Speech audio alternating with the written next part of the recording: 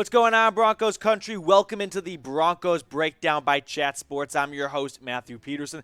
Coming up on today's show, we got the latest news and rumors, and maybe Denver gets a new stadium. We're going to look at that, and then afterwards, we're going to check out some trade/cut candidates as Denver is over the 90-player threshold, so George Paton, he's got to trim the fat, as our friend in Horrible Bosses would say. And no, not large Marge, but like actual players to try and get down to 90. So, first up, will the Broncos be getting a new stadium? Well, there's been 5 serious bidders to be the next owner of the Denver Broncos. And one of those bidders is the heir to Walmart, and he has already said, I'm pretty interested in building a new stadium, quote unquote. You got to read the in between the lines. Now, Woody Page, who, by the way, I haven't watched like Around the Horn in quite some time, watched it last week. He was on there. He's got to retire. It's weird to see him on there playing his like 2000 game and winning 652 times.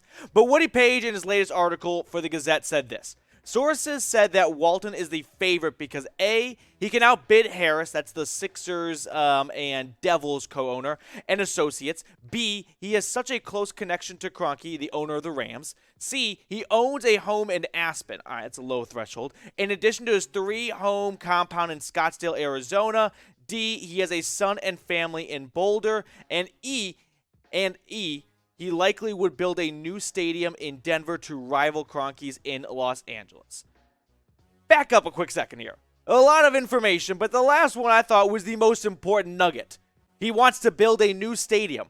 I mean, Mile High, after getting rebuilt in 2001, is just over 20 years old. It's not one of the oldest stadiums in the NFL. I don't think it's a stadium that dramatically needs to be revamped or rebuilt or anything really like that at all. Now, what do you think? Do you want a new stadium? Y for yes or N for no? Let me know if you'd like to see the next SoFi be built just outside of Denver. There's been some talk of maybe moving it a little closer to the airport, a little outside of the city so it could be a little bigger and a little more spacier. I don't know. For me, I'm just against a dome stadium in general. I understand it can bring a ton of stuff to the city, like Final Fours and WWE's things and all that good stuff, but I like the idea of the elements being a factor in the home field advantage at Mile High. You build a dome stadium, all of a sudden it doesn't feel like you're Mile High because you can't even see anything outside the stadium, right? And it needs to be cold weather. I want the other team to really feel the elements when they come to play in Denver. So I'm against a dome stadium, but wouldn't be shocked if the Denver Broncos are, at least the next owner would try to leverage his spot with the city and with the state to chip in some extra couple $100 million and get a brand new stadium for the Broncos. Now, trade and cut candidates for the Broncos. After the NFL draft and a handful of UDFA signings, the Broncos are going to have to trim down their roster a little bit. And so we're going to check out 5 players that may be on their way out as George Paton will try to save some money and save some cap space elsewhere. But if you are new to the channel, make sure you subscribe and comment me. Because everyone that subscribes and comments me, the YouTube analytics allow me to see that. I'll be giving you guys a shout out on the next show.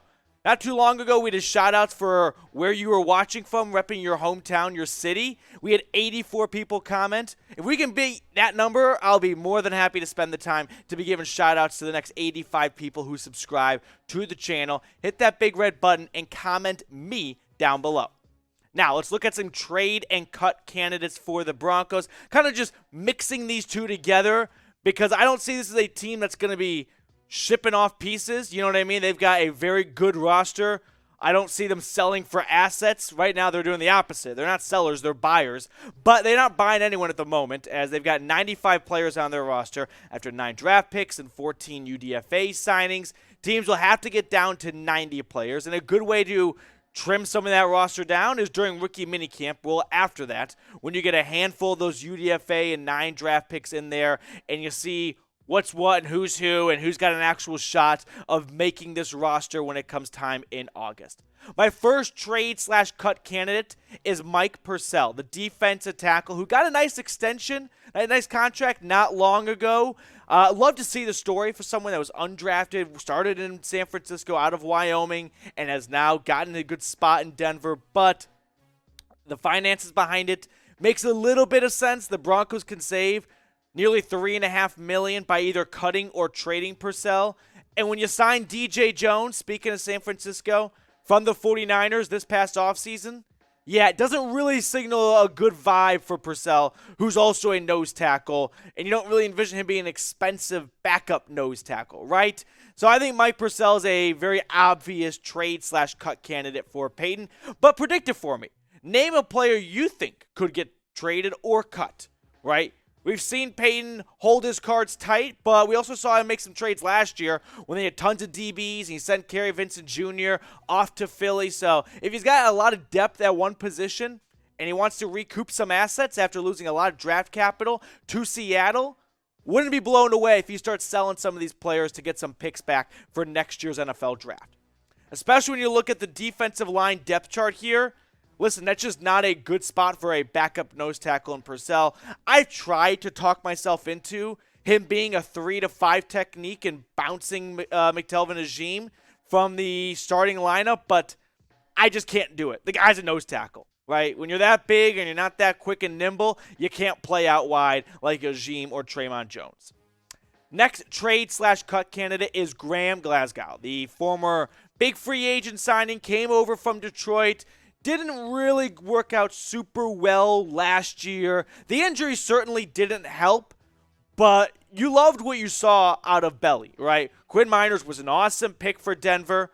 Traded up to get him out of Wisconsin Whitewater last year, and now you're waiting to see him break through and take someone's spot.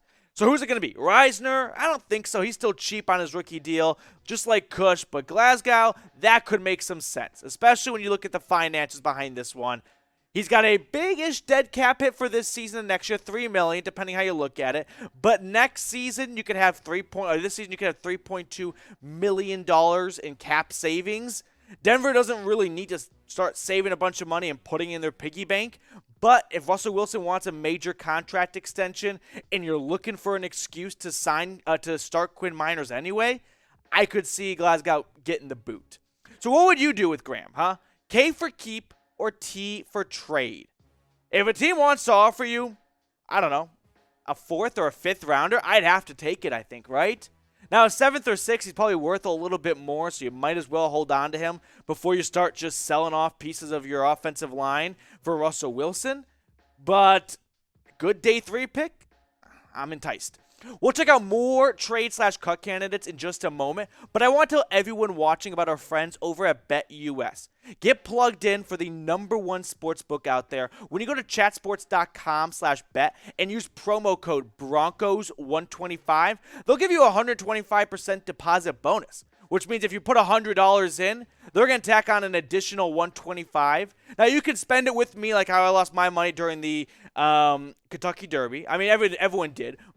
Or you can spend it on the NBA playoffs, other great stuff going out there. You could put a future on Jokic to win not 1, not 2, but 3 straight MVPs. Next 2 trade/cut candidates, I'm going in the DB room here, which is a little bizarre because we know Paton has an affinity for his corners, just like every NFL GM really does these days. But Bassi and Ojemudia are the guys I am looking at here. When we compare them head-to-head, I give the nod to Ojemudia. Now, he's played in more games, and neither of these guys have been known for a starting role. I loved what I saw out of Ojemudia back in, 2020, right? Last season, got hurt in preseason, and I never really saw much of him during this season. Same for Bassi, who got hurt. Both these guys nicked up before the season really got going. As for the depth chart at the cornerback position for Denver, you know it's Surtain and Darby and K'Wan Williams, your 3 starting guys. And then you think, well, you drafted Damari Mathis. You got some other good competitive players like Faion Hicks, who you drafted in round 7 out of Wisconsin. It makes you wonder if Ojemudia might be on the way out like Bassi, just to try and clear some space because you can only take on so many DBs, and you've invested so much in this position through the last 2 years with Surtain, Williams, and Mathis, and Hicks, and then it makes you wonder, Ojemudia, maybe he, like Bassi, is on the way out. My final trade/cut candidate is Mike Boone, the 3rd-string running back who also got banged up last preseason. So another player we never really saw much of during the 2021 season. Got that groin injury, oddly enough, in that joint practice with his former team in Minneapolis. But the depth chart here, just doesn't signal a long future for Boone. I know he is one of Peyton's guys because they overlapped when they were in Minnesota together, but between Crockett and McAllister, the undrafted free agent, and you brought back Melvin Gordon, it makes you wonder if Peyton's going to go, you know what? We've got so many edge rushers on this on this roster. Maybe I could take an extra edge rusher and go a little skinny at running back because I've already got Williams and Gordon, and I'll roll with Crockett or McAllister. Especially when you think about the savings, $1.2 million if you were to cut or trade Boone after June 1st. That's pretty tempting right there for an RB3. That's a lot of money for a guy you haven't really seen much play at all. And I don't know, why not just go very cheap with an undrafted free agent like McAllister or Demario Crockett? So if you had to pick one to keep of the 5 guys we checked out today, who would it be? Put the initials for the player you want to see Denver keep. Purcell, Glasgow, Bassi, Ojemudia, or Boone. Let me know what you think down below in the comments section. That's going to do it for us on today's show. Hit that big red button, subscribe, and I'll catch up with you later with more Broncos news and rumors.